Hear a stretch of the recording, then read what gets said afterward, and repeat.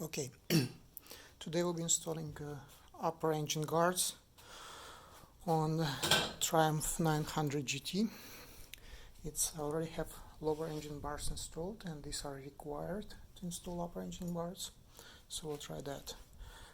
So the instruction manual calls first for removing the beak, and I figured out it's a lot of work, and let's see if we can do without it. And looks like this part, it just has to fit here, and it looks like I can do it without removing the whole beak, so let me try to do that. It's a little hard to see, but these are mostly removed.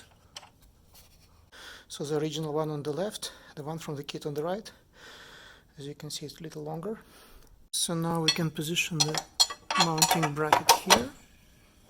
I'm sorry, it's a little dark.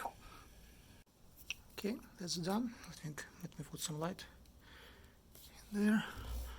So this is two nuts we just screwed up. So this is a bracket we just installed. Let's look on the other side. So here how it looks. Looks good. Now we need to position the brackets as the bars. I am on my own here, so nobody helping, so I have to be a little creative using this bungee cord to position them.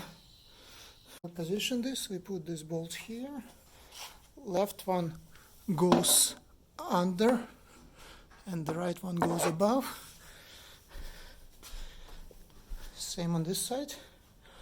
And now it's just a matter of tightening it up. Everything is tightened.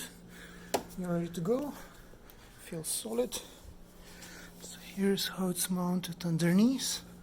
This is a part, and this other side. And that's it. Shouldn't take you more than 15 minutes. It took me a little longer, but it's easy install.